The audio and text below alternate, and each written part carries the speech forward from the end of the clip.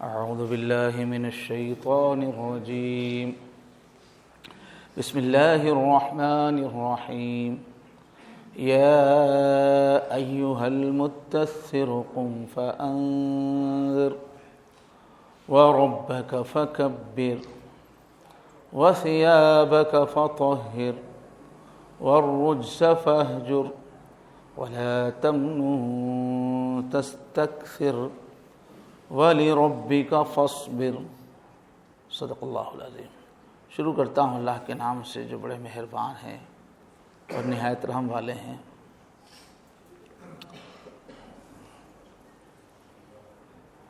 اے چادر میں لپٹ کر سونے والے، کھڑے ہو جائیے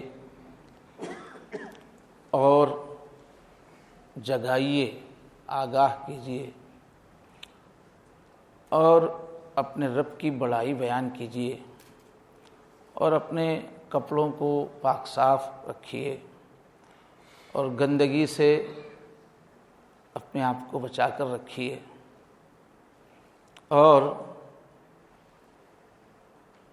احسان نہ کیجیے زیادہ حاصل کرنے کی غرض سے، اور اپنے رب کے لیے صبر کیجیے.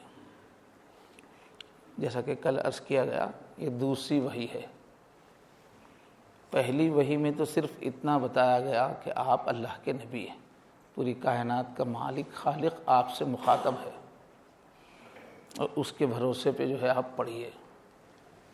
اب یہ بیچ میں وقفہ ہو گیا تھا، تفصیل کلائی اس کی. اس کے بعد یہ پھر جو وحی شروع ہوئی ہے تو پہلی پھر یہ وقفے کے بعد. تو جیسا کہ کل عرض کیا گیا، یا ایھا المدثر، جو خطاب اللہ نے فرمایا ہے، یہ نہیں فرما رہے اے نبی، اے رسول، یہ نہیں کہہ رہے ہیں، بلکہ فرما رہے اے چادر میں لپٹ کر سونے والے. کیوں کہا گیا؟ اس لیے کہ آپ جو ہے ہیبت زدہ ہو کے آئے تھے. پہلی بار تو فرشتے کو غار حرا میں دیکھا تو ہیبت زدہ ہو کے آئے تھے. اب یہ دوسری بار بھی جیسا کہ کل آپ نے سنا، پہاڑوں پر حضرت جبرائیل علیہ السلام کو خلا کے اندر دیکھا وہ بڑی حیثیت میں، تو پھر حضور ہیبت زدہ ہو گئے تھے. پھر گھر آئے تھے اور گھر والوں سے کہا کہ مجھے اڑا دو اڑا دو. تو پیارے انداز میں، لطیف انداز میں اللہ تعالیٰ خطاب کر رہے ہیں، اے میرے پیارے، لہجہ ہے اس کا، اے میرے پیارے، تم اوڑھ لپیٹ کر کہاں لیٹ گئے؟ آپ کو تو ایک عظیم کام کرنا ہے، ایک بڑی ذمہ داری نبھانا ہے، آپ کھڑے ہو جائیے. تو کھڑے ہونے کا ایک تو مطلب ہے کہ لیٹے ہوئے تھے بستر میں، تو جو اصلی معنی ہے کھڑے ہو جائیے، بستر میں سے اٹھ جائیے. دوسرا اس کا اندر سے معنی یہ ہے کہ اب مستعد ہو جائیے، اب وقت ہے، تیار ہو کے ایک بہت بڑے کام کے لیے آپ کو کھڑے ہونا ہے. اس طرح سے آپ ہیبت زدہ ہو کہ کیوں سو گیا؟ تو پیار ہے اس لہجے میں. فَأَنذِرْ، اور کرنا کیا ہے؟ لوگوں کو ڈرائیے. تو ڈرائیے کا لفظ اردو کا ہے. اصل میں اردو میں ڈرانا جو ہے بری چیز سے ڈرانے کے لیے بھی ڈرانا، سانپ سے ڈرا رہے، بچھو سے ڈرا رہے تو بھی ڈرانا ہے. تو اصل عربی میں جو ہے محبت اور شفقت سے کسی کو نقصان دہ چیز سے متوجہ کرنے کو، بتانے کو کہتے ہیں.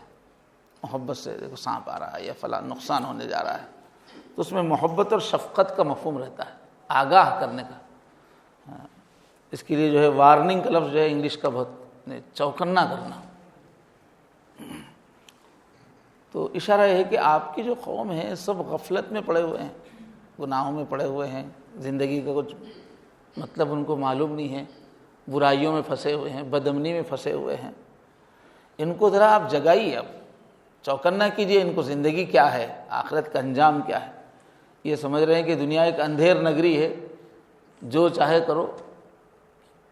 کچھ ان کو اپنے اعمال کا ہوش نہیں ہے، انجام کا ہوش نہیں ہے. ان کو بتاؤ کہ ایک دن حساب ہونے والا ہے، اللہ دیکھ رہے ہیں. تو نبی جو آتے تھے پہلا کام ان کا یہی ہوتا تھا، معاشرہ گناہوں میں پھنسا ہوا، عیش و عشرت میں پھنسا ہوا اور ظلم کا ماحول، ایسے ماحول میں نبی آتے تھے تو پہلا کام لوگوں کو جگانے کا ہوتا تھا کہ لوگوں تم یہ کس حالت میں پڑے ہو، آگے اور ایک زندگی ہے اور پھر اللہ کے پاس حساب دینا ہے، ایک ایک عمل تمہارا ریکارڈ ہو رہا ہے، دوزخ ہے آگے۔ تو نبی کا نام نذیر اور بشیر آتا ہے قرآن میں۔ ان من امت الا خلا فیہا نذیر، فرماتے ہیں کہ کوئی ایک بھی قوم ایسی نہیں ہے جس میں کوئی آگاہ کرنے والا، ڈرانے والا نہ آیا ہو۔ اور کہیں بشیرم و نذیرہ کا لفظ آتا ہے۔ تو نبی ایک تو بشارت دیتے ہیں کہ اگر تم اچھی زندگی گزارو گے، اللہ کی اطاعت کرو گے تو جنت کی خوشخبری ہے، اچھے انجام کی خوشخبری ہے، اور دنیا میں بھی کامیابی کی خوشخبری ہے، اور اگر تم ایسے ہی غفلت سے زندگی گزارو تو آگے انجام بہت برا ہے۔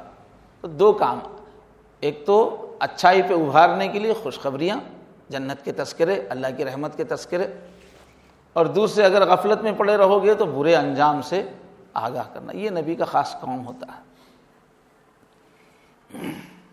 اب اس وقت تو وہاں پر اہل ایمان ہی نہیں تھے ابھی ایک دو کے علاوہ، تو وہاں بشیر کا تو موقع نہیں تھا، تو نذیر کا ہی، جگانے کا ہی مسئلہ تھا۔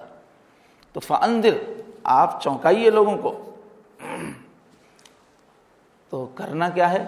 وہ ربک فکبر، یہ جگانے کے لیے، پورا چینج لانے کے لیے بنیادی چیز کیا ہے؟ اللہ کی عظمت لاؤ دلوں کے اندر۔ ربک فکبر، اپنے رب کی بڑائی بیان کیجیے، تکبیر بیان کیجیے۔ جاہل عوام، جاہل لوگ جن جن کی بڑائی مان رہے ہیں، انہیں کی پوجا پاٹ میں لگے ہوئے ہیں یا ان کی غلامی لگے ہوئے ہیں، ان سب کی نفع کرو، دنیا میں اعلان کر دو کہ کوئی بڑا نہیں ہے، صرف بڑی ہستی ایک ہی ہے۔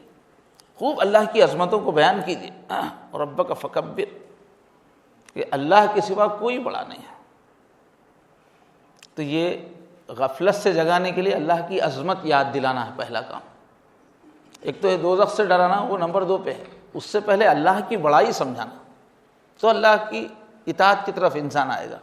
تو نبیوں کا ایک بڑا کام ہے کہ اللہ کی بڑائی بیان کرنا، اور ہم بھی اپنی اصلاح چاہتے ہیں تو پہلا قدم یہ ہے اللہ کی عظمت، بڑائی، طاقت، قدرت کا احساس غالب کرنا اپنے اوپر۔ تو پہلا کام حضور کو اللہ بتا رہے ہیں کہ انذار کے لیے کیا کرو؟ اللہ کی بڑائی بیان کیجیے۔ تو کبر کے معنی اللہ اکبر کہنا، اللہ سب سے بڑے ہیں۔ اب یہ اسلام میں اس کی بڑی اہمیت ہے۔ اللہ اکبر کا جو جملہ ہے گویا اسلام کی علامت بن گیا ہے۔ اللہ اکبر روزانہ مسلمانوں کی جہاں بھی بستی ہے وہاں پر مسجد بنانا لازم ہے، اور مسجد سے 5 بار آواز گونجتی ہے، اللہ اکبر، اللہ اکبر، اللہ اکبر۔ اللہ، سنو انسانوں، سب سے بڑے اللہ ہیں۔ تو اللہ کی بڑائی کا اعلان مسلمانوں کی بستی کا شعار ہے، جہاں بھی مسلمان ہوں۔ پھر اس کے بعد نماز میں بھی آ کے کھڑے ہوتے ہیں تو مؤذن صاحب بھی اللہ اکبر، اللہ اکبر کہہ کے اقامت کہتے ہیں، اور امام صاحب بھی نماز شروع کر رہے ہیں، اللہ اکبر، اللہ بڑے ہیں، سب کو پیچھے پھینکو، اللہ بڑے ہیں اور اللہ کے دربار میں حاضر۔ اس کے بعد نماز میں ایک ایک حرکت پہ اللہ اکبر، رکوع میں اللہ اکبر، سجدے میں، تو ہر حرکت میں اتارا جا رہا ہے اللہ سب سے بڑے ہیں، اللہ سب سے بڑے ہیں۔ نہ کوئی دنیا کی طاقت بڑی ہے، نہ تمہارا نفس بڑا ہے، نہ تمہاری خواہش بڑی ہے، اللہ بڑے ہیں۔ ایسے ہی کسی بھی جانور کو ذبح کرنا ہے، اللہ اکبر، کہ اے جانور تیری جان بڑی نہیں ہے، جب اللہ کا نام آیا ہے قربان کر دے، اللہ کے آگے اپنی جان قربان کر دے۔ ایسے ہی عیدین کی ہمارا شعار ہے، عید کی نماز کے لیے جاتے ہوئے آتے ہوئے اللہ اکبر، لا الہ الا اللہ واللہ اکبر، اللہ اکبر وللہ، پورا مجمع مل کے جاتا تھا ایک ساتھ۔ اور عید الفطر میں آواز بلند سے اللہ اکبر، خاموش آواز سے، اور عید الضحیٰ میں بڑی آواز سے اللہ اکبر، اللہ اکبر۔ اور جنگوں کے موقع پر بھی اللہ اکبر۔ یہاں تک کہ پوری دنیا میں آج اللہ اکبر مسلمانوں کا ایک شعار ہے، علامت ہے۔ کہیں بھی لڑائی ہوئی کہیں تو اللہ اکبر، نعرہ تکبیر اللہ اکبر، جنگوں میں نعرہ تکبیر اللہ اکبر۔ کیوں؟ اس لیے کہ ہمارے نبی نے کام ہی شروع کیا ہے اللہ اکبر سے۔ اللہ تعالیٰ سے کہا ہے کہ اللہ اکبر سے کام شروع کرو، تو ہماری پہچان بن گئی اللہ اکبر۔ پھر اس میں ایک بڑا باریک نقطہ بھی ہے، پہلے ہی کام جس دن اللہ تعالیٰ کام کے لیے کھڑا کر رہے ہیں اسی دن کہہ رہے ہیں کہ اللہ کی بڑائی بیان کرو۔ تو اس میں اشارہ اس بات کا ہے کہ دیکھو بڑی بڑی طاقتیں، عرب کے سردار یہ تمہارے لیے رکاوٹ بنیں گے، مگر تم ان کی پرواہ نہیں کرنا، اللہ کی بڑائی بیان کرنا۔ تو یہ کام کے شروعات میں ہی ہمت افزائی ہو رہی ہے کہ دیکھو اللہ تعالیٰ تمہارے ساتھ ہیں، اتنی بڑی ہستی تمہارے ساتھ ہیں، خوب اللہ کی بڑائی بیان کرو، کسی سے ڈرنے کی ضرورت نہیں۔ اس میں تسلی بھی چھپی ہوئی ہے۔ جب کسی کے دل میں اللہ کی بڑائی کا سکہ بیٹھ جاتا ہے تو پھر وہ کسی کے آگے بھی جمنے سے ہچکچاتا نہیں۔ تو اللہ کی بڑائی ہوگا ٹائم۔ اچھا، تو یہ بہت اہم آیتیں ہیں، آپ حضرات سے گزارش ہے کہ اہتمام سے شرکت کیجیے، ساتھیوں کو بھی لائیے اس کے اندر۔ اللہ تبارک و تعالیٰ قرآن مجید کا نور اور اس کا علم ہمیں عطا فرمائے۔ وآخر دعوانا الحمدللہ رب العالمین۔